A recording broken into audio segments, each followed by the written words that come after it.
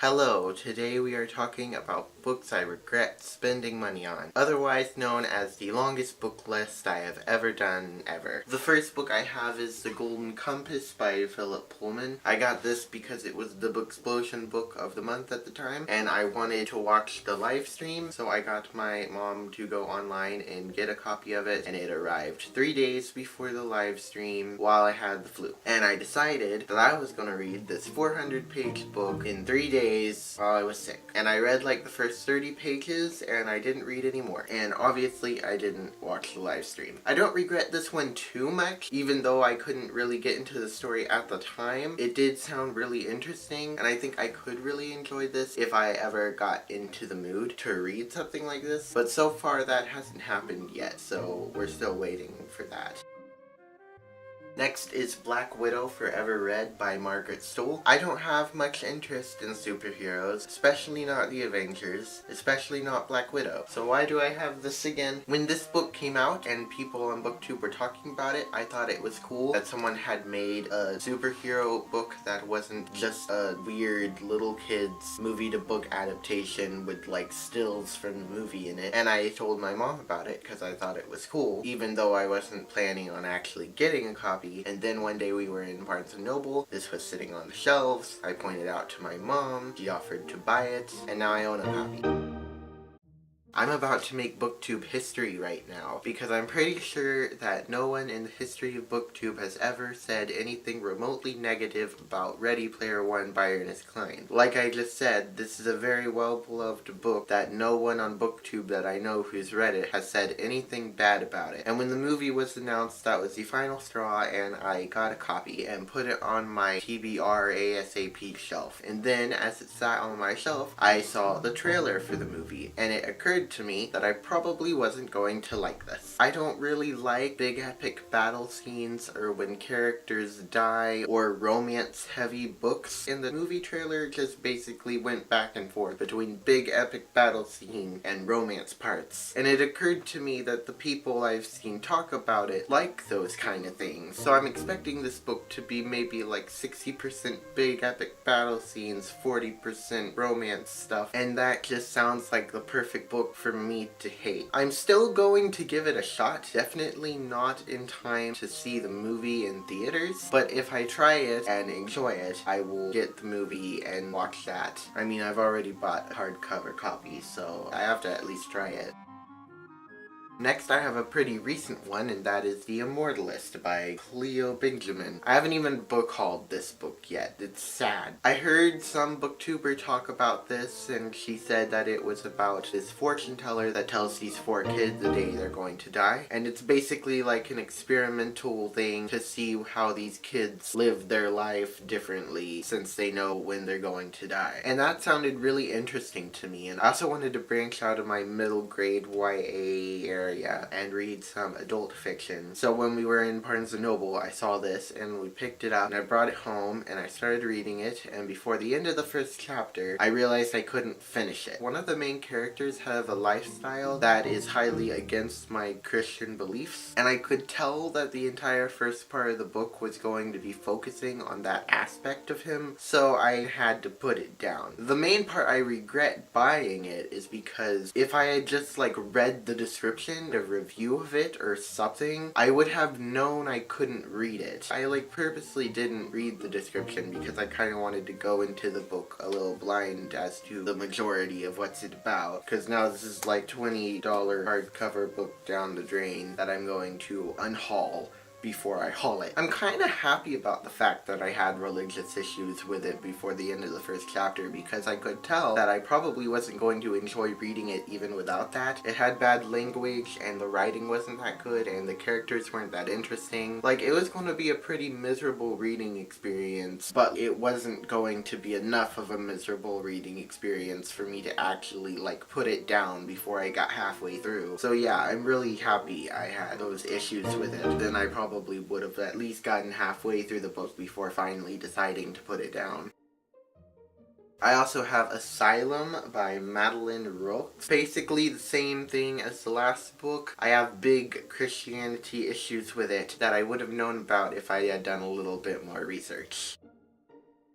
Next I have Bewitched by Kate Saunders. I originally read this from the library, and it was pretty boring. I wasn't a big fan of it until the last few pages, because I really liked the ending. It definitely wasn't worth getting my own copy of it, but thanks to Book Outlet and a really low number next to a $sign, I ended up getting my own copy anyway, so I probably shouldn't have.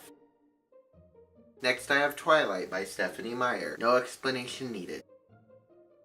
Next I have Calvin by Margaret Leavitt, copy number 1 and copy number 2. A long time ago I was scrolling through Book Outlet and I saw this book. I saw the title Calvin and my mind immediately went to Calvin and Hobbes. And I didn't think it could be about Calvin and Hobbes, but then I saw the tiger tail on the cover and read the description, and it is indeed about Calvin and Hobbes. At the time I had a friend who was obsessed with that comic, and I decided I wanted to get this for his birthday, even though his birthday was 6 months away. I could just keep it in my closet until that came. I also got a second copy so that I could keep one and we could buddy read it together. However, during those 6 months between buying these and his birthday existing, I realized he probably wouldn't like these as much as I thought he would originally, and I got him something else, and now I am here with 2 copies of a book that I have very little interest in. It's like written in script or something. It's written very weirdly. I don't think it's going to have the best writing in the world. They're also very tiny and basic looking, makes it stick out like a sore thumb on my shelves, and I really don't like it. I'm gonna give this book a shot eventually because I can probably read it in under an hour, judging by the way it's written and size. I'll at least try it before I get rid of them. But like, expect at least one of these 2 people to be in my next book unhaul because I don't need 2 copies. I barely want 1.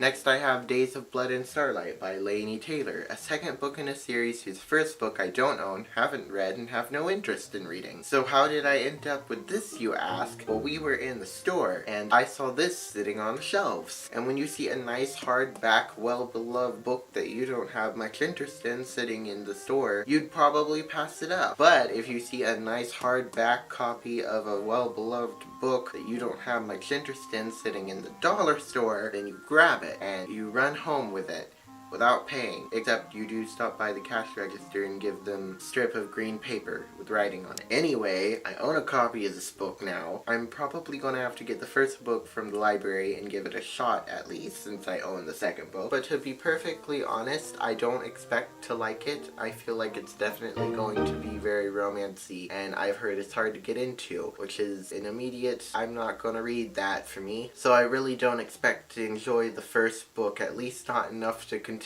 on with the second book. This is probably going to end up in an unhaul really soon, but I am going to read like the first few chapters of the first book because I don't want to end up enjoying it and then want the second book and have to pay like $20 for another hardcover nice copy with a sticker.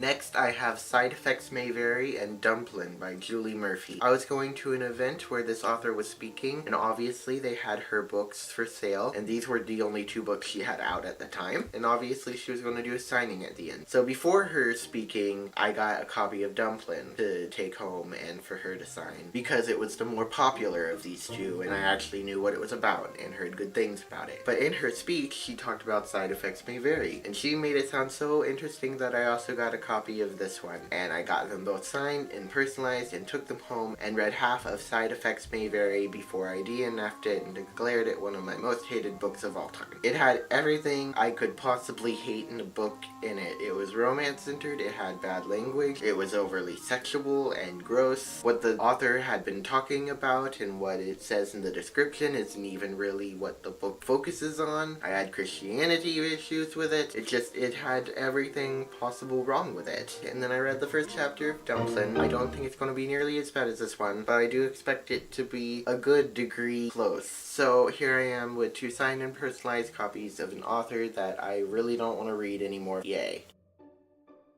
Finally, I have the crown jewel of embarrassment of all of these books. The rest of these, I had somewhat a good excuse buying them, but my reasons for getting this book were just ridiculous and stupid, and I didn't need to have this book in my life. Wayfarer by Alexander Bracken, the second book in the Passenger duology. When I found BookTube, the big thing that was being talked about was Passenger, and so of course I got Passenger, and I read Passenger, and I really didn't like Passenger. It's probably one of my most hated books ever, and by the time this book came out, I had come to terms with the fact that I really didn't like Passenger, but I bought this one anyway because the cover was beautiful and I wanted the full set sitting on my shelf. That was my best argument for buying a brand new hardcover full priced copy. I had some other little ridiculous reasons, like the way the first book ended. Something happened that I thought many of my problems with the series were going to not be in this book, but I realized quickly that of course that thing that happened is going to be fixed really quickly and we're going to be right back where I hated it. This is also the last book in the series, and I thought there's this one more book and I can read it and I can be done with the series. But this book is bigger than Passenger, and Passenger took me like 2 months to read, so I don't even want to imagine spending time trying to read this. So basically, the main reason that I had for buying this was because the cover is beautiful and I wanted a copy to look at and to sit next to my other copy of Passenger, and they look nice on my shelf. That was the best reasoning I had. These other books in this list, they have pretty okay reasons for me getting them. This one was a full-priced hardcover, brand new, expensive book that I knew I was going to hate, and yet I got it anyway.